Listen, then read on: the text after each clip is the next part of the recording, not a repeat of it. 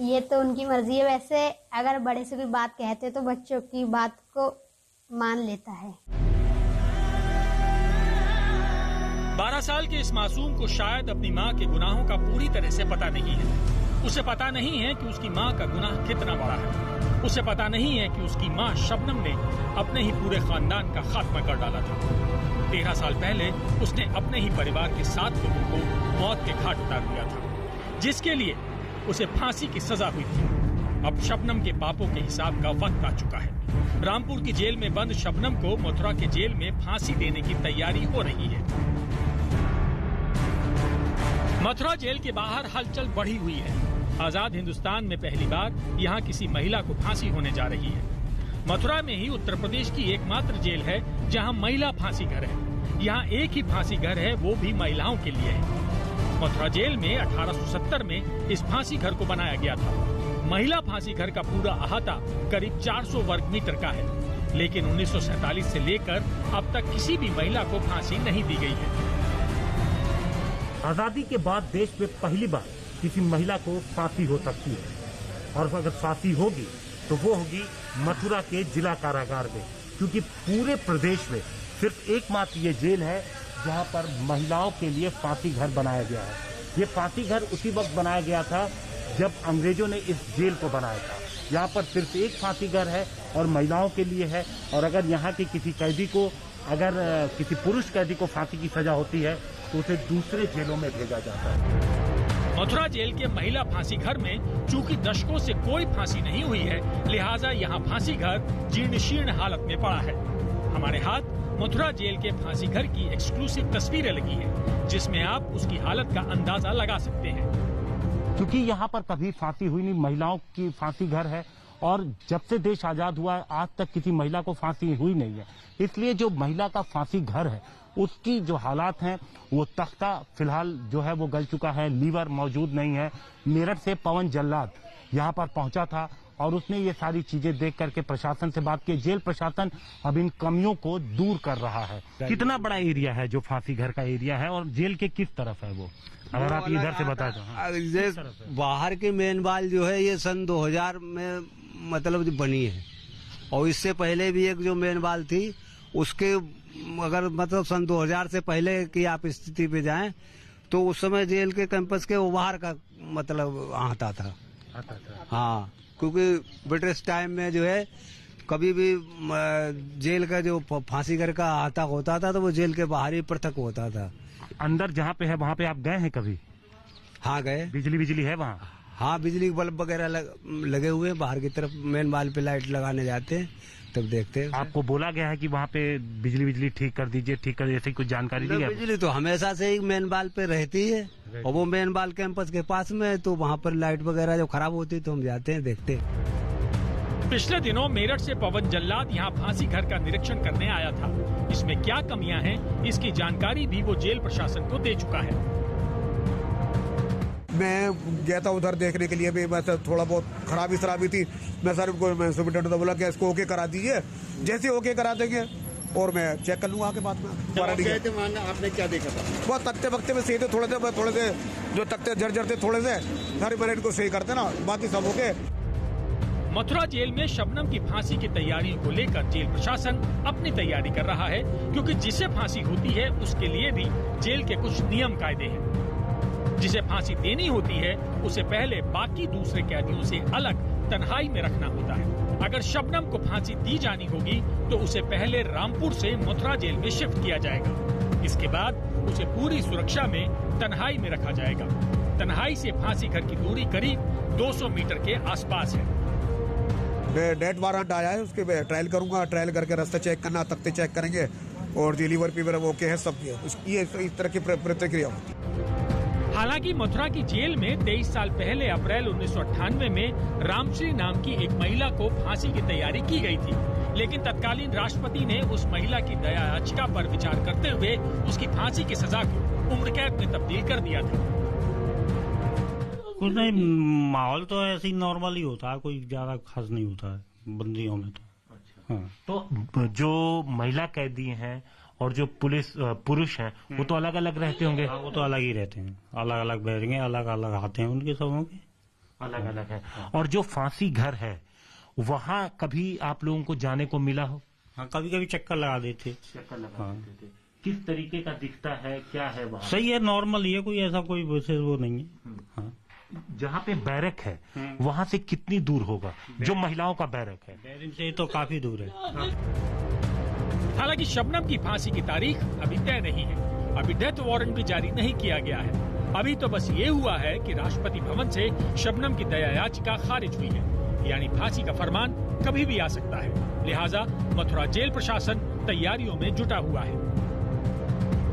शबनम की फांसी को लेकर अभी तक संशय बना हुआ है, लेकिन एकमात्र महिला फांसी घर वाला जेल मथुरा जेल अभी से तैयारियों में जुट गया है। यहाँ पर सरगर्मियां तेज हो गई हैं। जाहिर तौर पर किसी भी सरकारी आदेश के पहले जेल अपनी तैयारियां पूरी कर लेना चाहता है। अभिषेक मिश्रा और प्रदीप गुप्ता के साथ हिमांशु मिश्रा, मथुरा आज तक। अपने ही परिवार के 7 लोगों की हत्या। जी हाँ, एक बेमेल इश्क का जुनून। कहते हैं ना कि कुछ अपराध ऐसे होते हैं, कुछ गुनाह ऐसे होते हैं जिनकी कभी माफी नहीं मिल सकती। शबनम का गुनाह भी ऐसा ही था। एक बेमेल इश्क के जुनून में उसने अपने परिवार के, अपने माता पिता को कुल्हाड़ी से काट दिया। 11 साल के भतीजे का गला दबाने में भी उसका जमीर नहीं कांपा। थर्रा जाएंगे आप शबनम की ये कहानी देखकर।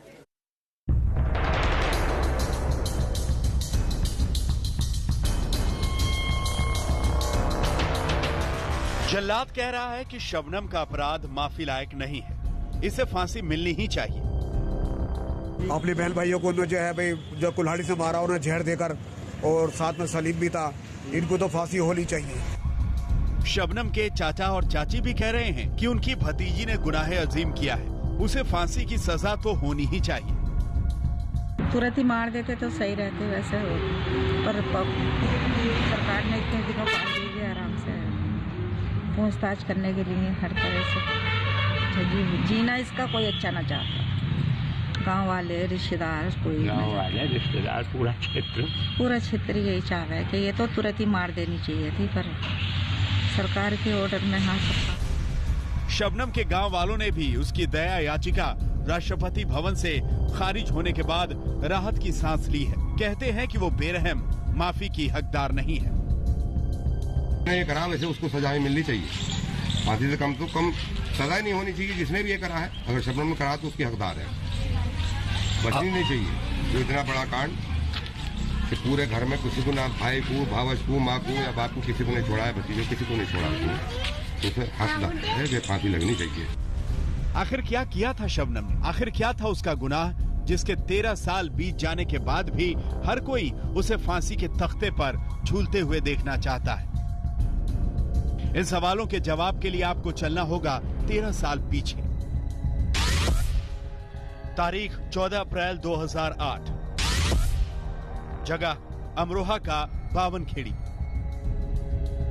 उस रात बावनखेड़ी के अध्यापक शौकत अली का परिवार खाना खाकर सोया हुआ था, इस बात से बेखबर कि इस रात में जो उन्होंने आंखें मूंदी हैं, वो आंखें अब कभी नहीं खुलेंगी। ये रात उनकी जिंदगी की आखिरी रात साबित होगी, क्योंकि जो खाना खाकर पूरा परिवार सोया था उसमें उनकी इकलौती बेटी शबनम ने जहर मिला दिया था। खाने में जहर की वजह से पूरा परिवार बेहोश हो गया था।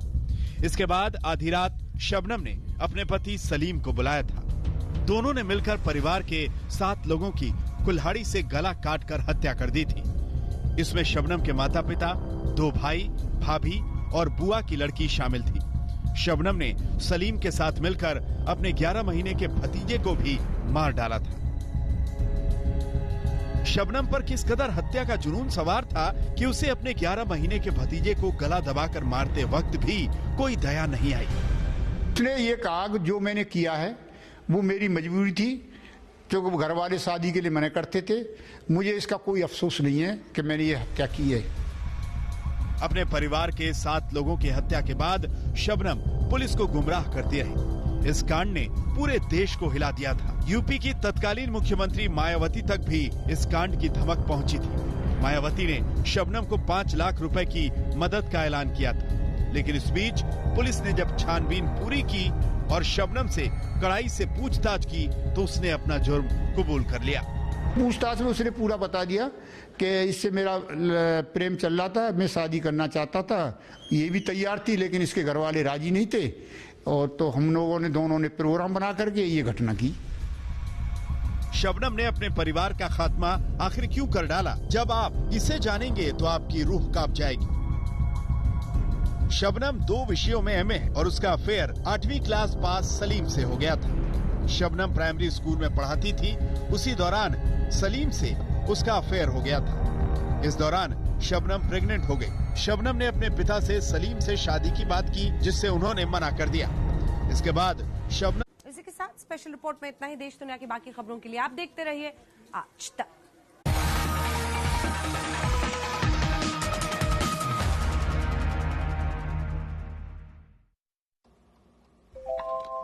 Life is about to change, है? No more 8 घंटे की नींद, no more late night movies, no more parties with friends. बिल्कुल सही कहा तुमने। इसके फ्यूचर के लिए अब नो मोर हॉलीडेज, नो मोर शॉपिंग और नो मोर फिजूल का खर्च। लेकिन अगर इसका फ्यूचर ऑलरेडी सिक्योर्ड हो तो? रियली? डैडी बने हो, देवदास नहीं। जीना छोड़ दूंगा, हॉलीडेज छोड़ दूंगा। स्मार्ट लोगों की क्लियर है प्रायोरिटी, बाकी सब बाद में। क्यूट वाले मेहमान से पहले LIC। चीनू के जाने के बाद घर कितना सूना सूना हो जाएगा, नहीं? कहो तो मैं रिटायर हो जाऊं? अभी एजुकेशन लोन और रिटायरमेंट के खर्चे ना बाबा ना। और अगर रिटायरमेंट ऑलरेडी सिक्योर्ड हो तो फिर हो जाओ रिटायर। और वैसे भी शाम की चाय साथ पीना काफी रोमांटिक है, नहीं? चले। स्मार्ट लोगों की क्लियर है प्रायोरिटी, बाकी सब बाद में। सेकेंड इनिंग से पहले LIC। साल 2001 आज तक चुना गया ITA अवार्ड्स का सर्वश्रेष्ठ हिंदी न्यूज चैनल आज तक। इसके बाद हमने कभी पीछे मुड़कर नहीं देखा। बेस्ट हिंदी न्यूज चैनल आज तक।